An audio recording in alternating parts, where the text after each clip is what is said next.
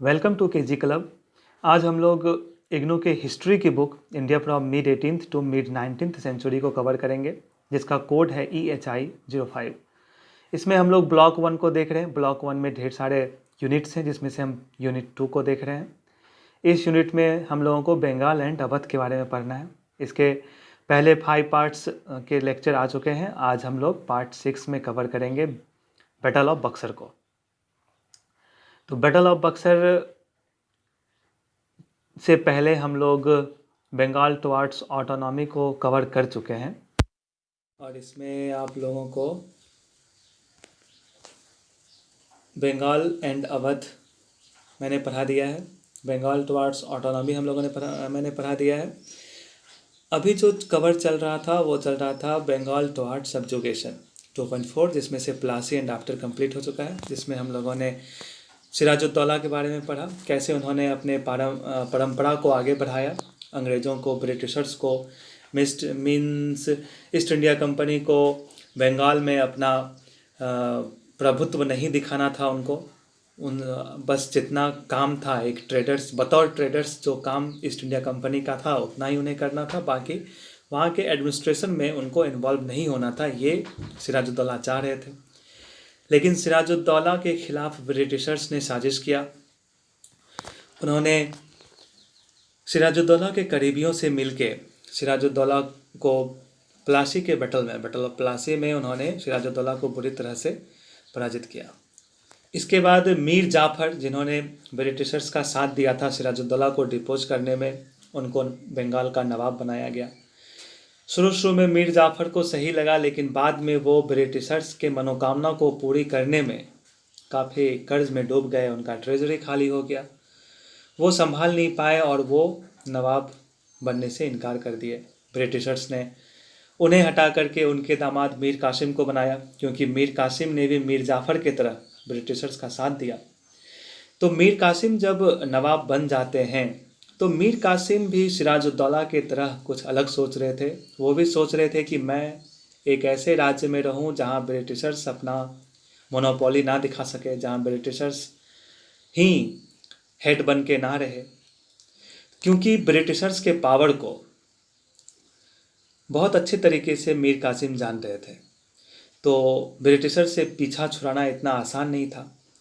तो इसलिए उन्होंने ढेर सारे उपाय को सोचा, अपने आप को स्ट्रॉन्ग किया, ताकि वो ब्रिटिशर्स को दूर खदेड़ सके और अपने बंगाल को वो ब्रिटिशर्स से मीन्स ईस्ट इंडिया कंपनी से फ्री कर सके।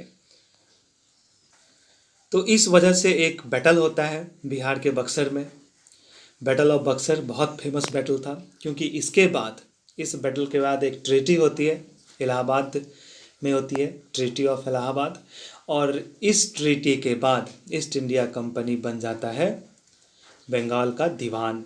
अब सारे revenue power east India company के पास थे, बाकी के जो एडमिनिस्ट्रेटिव पावर थे वो नवाब के पास आके रह चुके थे। तो ये बैटल काफ़ी इम्पोर्टेंट इसी मायने में है। तो बैटल का बैकग्राउंड क्या है वो हम लोग देख लें। तो मीर कासिम, अब तो मीर जाफ़र को हटा के मीर कासिम को बना दिया गया, लेकिन मीर कासिम खुद को एक इंडिपेंडेंट रखना चाहते थे, जो कि ब्रिटिशर्स ईस्ट इंडिया कंपनी के अधीन ना हो। तो वो ब्रिटिशर्स को समझ रहे थे, उन्हें जान रहे थे, उनके पावर्स को उन्होंने भांप लिया था। तो इसलिए उन्होंने मिलिट्री को स्ट्रॉन्ग करना चाहा। अपने मिलिट्री को स्ट्रॉन्ग वो तभी कर पाते जब उनका फाइनेंशियल स्थिति सही होती।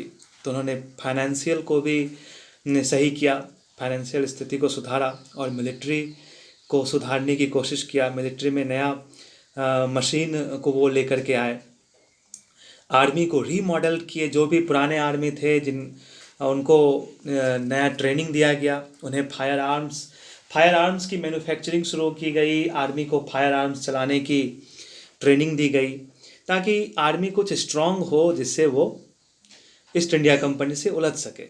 क्योंकि ईस्ट इंडिया कंपनी के पास एक्सपीरियंस भी था उसके आर्मी के पास, इससे पहले भी उन्होंने ढेर सारे युद्ध कर चुके थे। तो मीर कासिम पावर स्ट्रक्चर जो बंगाल का था उसको सेंट्रलाइज्ड करने की कोशिश किया। वो सारे पावर को अपने हाथ में रखने की कोशिश किया। फाइनेंस और मिलिट्री को तो वो स्ट्रॉन्ग किए ही, आर्मी को रीमॉडल्ड किए।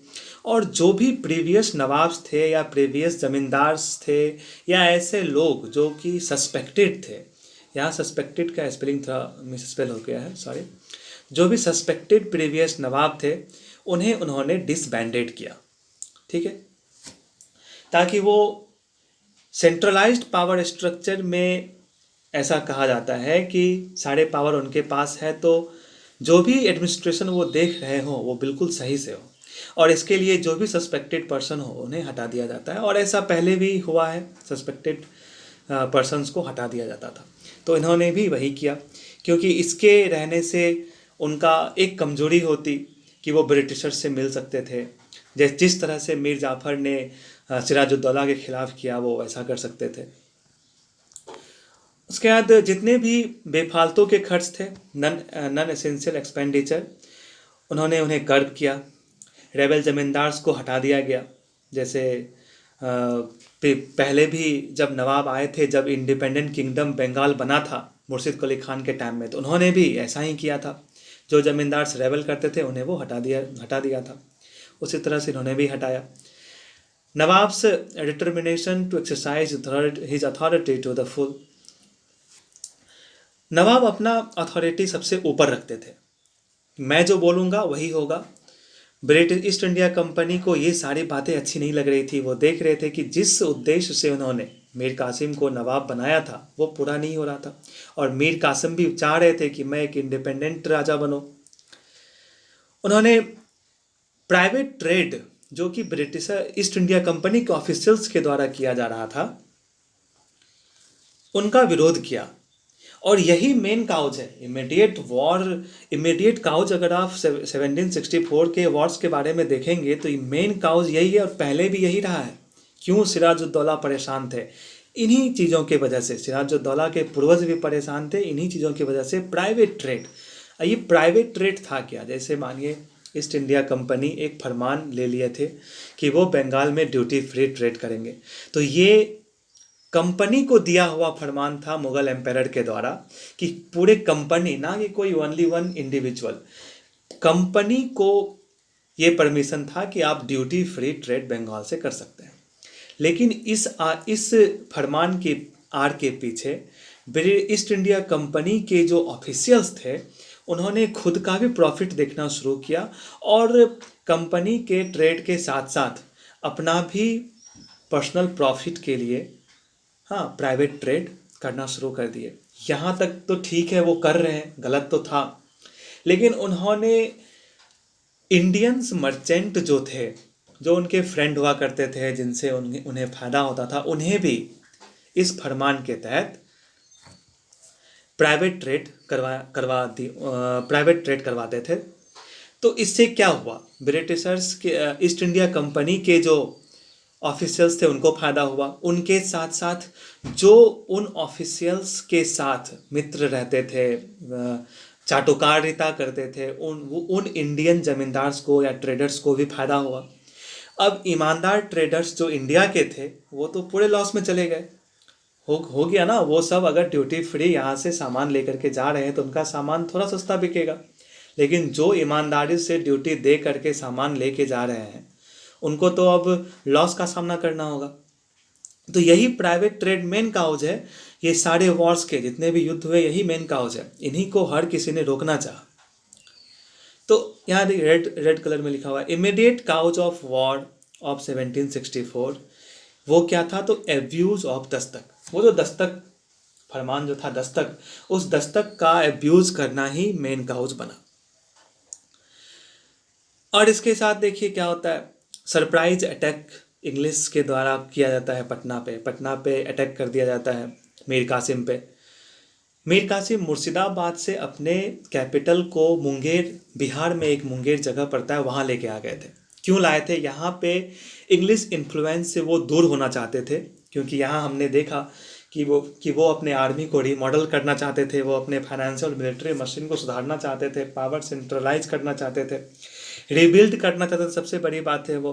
तो इसके लिए वो चाहते थे कि कुछ पल के लिए, कुछ समय के लिए मैं इंग्लिश ईस्ट इंडिया कंपनी का जो जहाँ तक उनका वर्चस्व है मैं उससे दूर जाऊँ। तो वो मुर्शिदाबाद से मुंगेर आ गए। तो मुंगेर में आने के बाद उन्होंने इन सारे कामों पे काम करना शुरू किया। बाद में क्या होता है, पटना पे सरप्राइज अटैक किया जाता है इंग्लिश के द्वारा मीर कासिम पे, लेकिन उस वक्त इन्हें बचा लिया जाता है। जो नोबिलिटी थे बिहार और उड़ीसा के, उन्होंने इसे बैक किया, उन्हें बचाया। मुगल एम्पायर शाह आलम II ने भी साथ दिया मीर कासिम को बचाने में इंग्लिश से। तो इन सारे चीज़ों को देखते हुए, जो सिचुएशन सिनारियो चल रहा था, इसको देखते हुए मीर कासिम अवध गए। अवध में वहाँ के अवध के नवाब जो थे शुजा-उद-दौला, उनसे उन्होंने ट्रीटी किया। शाह आलम II एम्पायर थे जो उस वक्त अवध में रह रहे थे, उनके साथ मिलके। नेक्स्ट देखते हैं। जैसे देखिए 1763 में ढेर सारे वॉर्स होते हैं ब्रिटिशर्स और मीर कासिम के आर्मी के बीच, जैसे battle of Burdwan, battle of Giria, battle of Udhuanala. ये सब 9 जुलाई 1763 को बैटल ऑफ बर्दवान होते हैं। 2 अगस्त 1763 को बैटल ऑफ गिरिया होता है। 4 सितंबर 1763 को बैटल ऑफ उद्योनला होता है। और ये सब में मीर कासिम कमज़ोर पड़ जाते हैं। तो मीर कासिम को लग रहा था कि उनका मिलिट्री स्ट्रेंथ कहीं ना कहीं कमज़ोर है, जिसके वजह से वो अपने मिलिट्री को स्ट्रॉन्ग करना चाह रहे थे। तो 4 पावर्स के बीच एक ट्रीटी होता है, जिसमें शुजा-उद-दौला, अवध के नवाब, मीर कासिम, उसके बाद शाह आलम II जो कि उस वक्त के एम्पायर थे, दिल्ली के एम्पायर, मुग़ल एम्पायर, और राजा बलवंत सिंह, इन सब के बीच एक ट्रीटी साइन होती है, जिसमें ये सब ब्रिटिशर्स के अगेंस्ट में, मीन्स ईस्ट इंडिया के अगेंस्ट में एक ट्रीटी साइन करते हैं उनसे निपटने के लिए। ठीक है। इन सबको लग रहा था हम सब अगर एक साथ हो जाए तो काफ़ी स्ट्रांग मिलिट्री बनेगी और फिर ईस्ट इंडिया कंपनी को हम लोग आसानी से पराजित कर सकेंगे।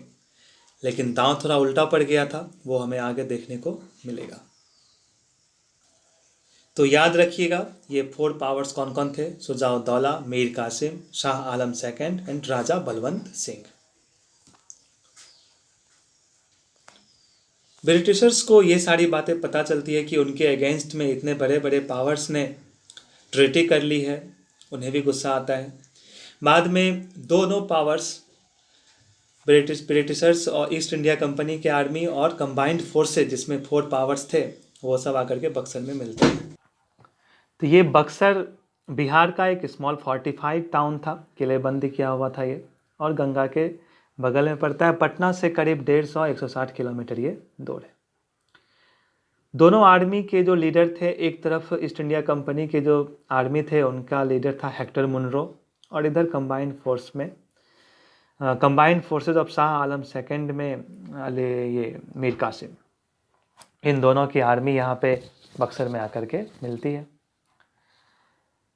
अब अगर आप कंपेयर करेंगे ईस्ट इंडिया कंपनी की जो आर्मी थी उसमें और कंबाइंड फोर्सेज के जो आर्मी थे उनमें, तो आप पाएंगे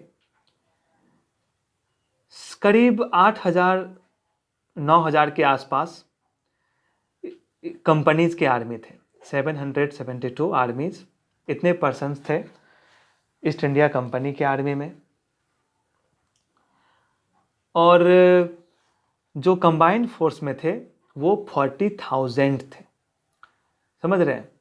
इधर करीब आप 9,000 लीजिए, यहाँ तो 7,072 है, तो 8,000 to 9,000 इतना लीजिए, और उधर 40,000, गैप काफ़ी।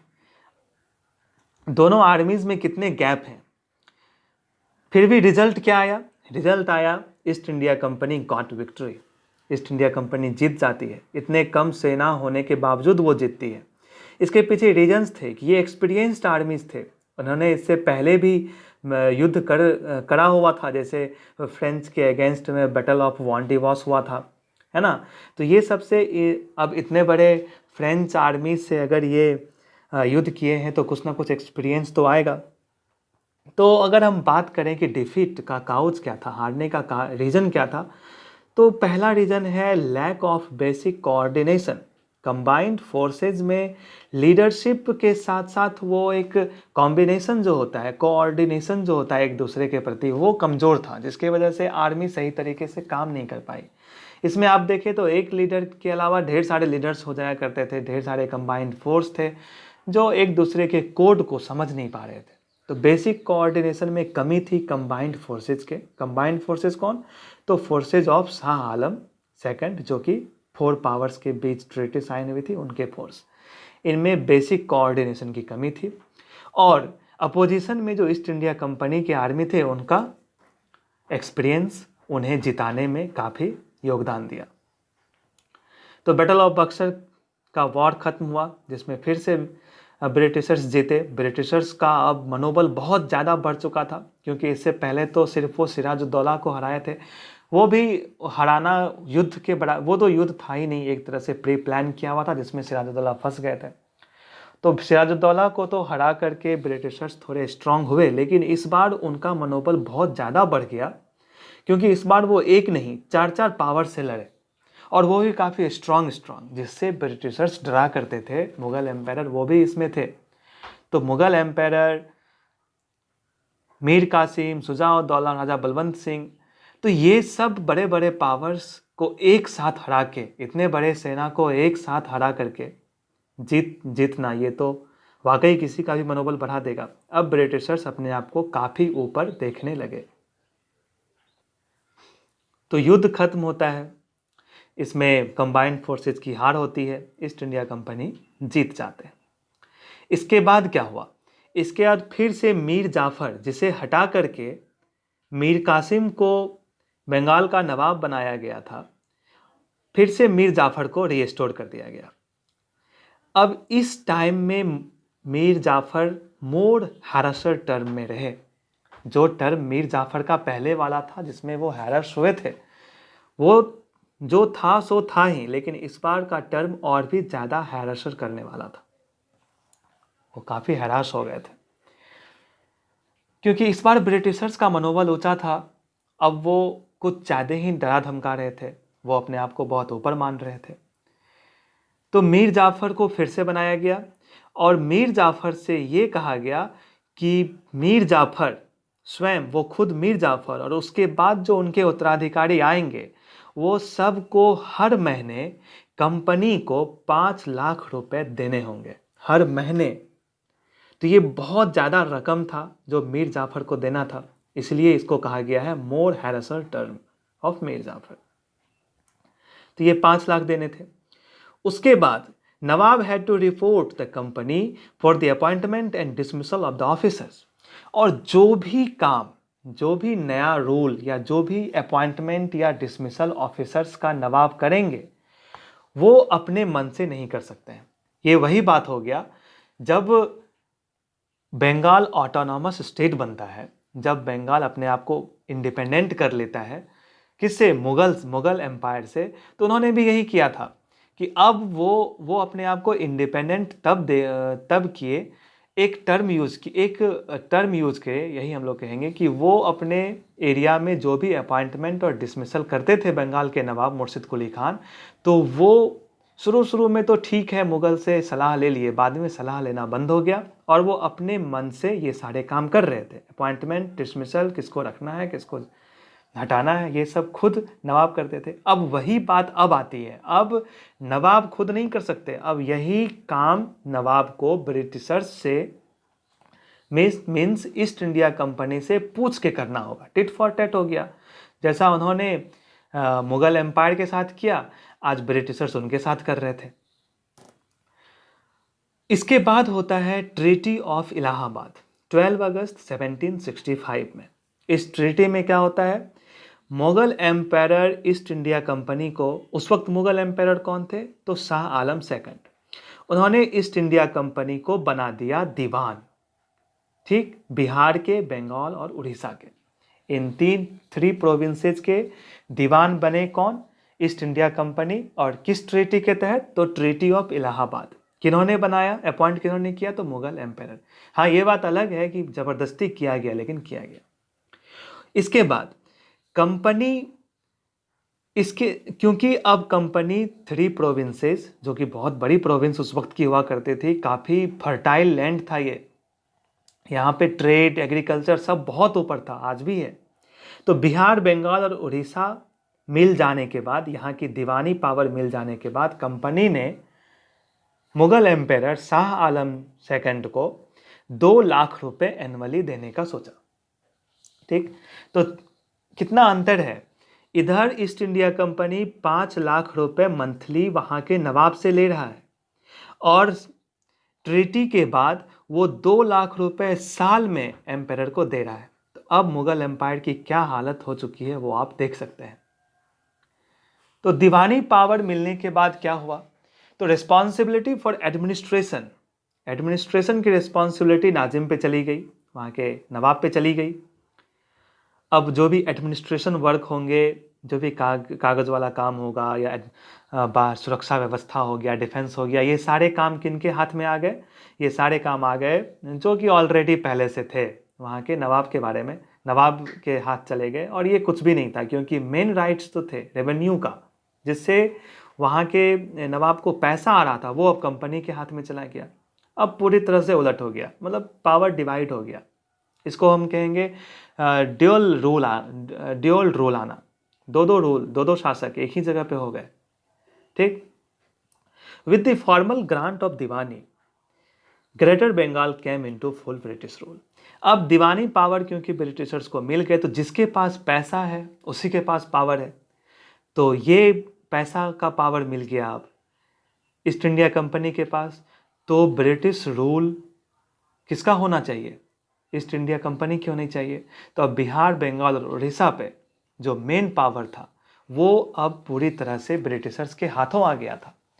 अगर हम बात सिराजुद्दौला के टाइम का करें, बैटल ऑफ प्लासी की करें, तो इस युद्ध के बाद ब्रिटिशर्स मीर जाफर को, मीन्स वहाँ के नवाब को ये पावर दिए थे कि आप रेवेन्यू लीजिए और मुझे दीजिए, क्योंकि इन लोगों को डर लग रहा था कि अगर मैं ले लेता हूँ तो फिर कोऑर्डिनेशन यहाँ के पीपल के साथ सही से नहीं हो पाएगा, जिससे आंदोलन हो सकता है।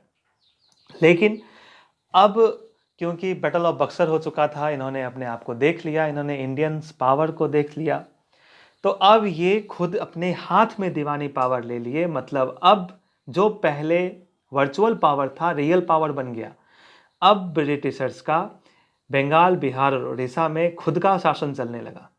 ठीक, तो ये था बैटल ऑफ बक्सर और उसके बाद क्या कॉन्सिक्वेंसेस हुए वो था। तो हम लोगों ने battle of Buxar and after वो कंप्लीट कर लिया। नेक्स्ट पार्ट में हम लोग अवध के बारे में पढ़ेंगे और अवध के चैप्टर को कंप्लीट ही कर देंगे। पहला चैप्टर फिर कंप्लीट हो जाएगा, फिर नेक्स्ट यूनिट 3 में हम लोग एंटर कर जाएंगे। तभी के लिए इतना ही था। Thank you.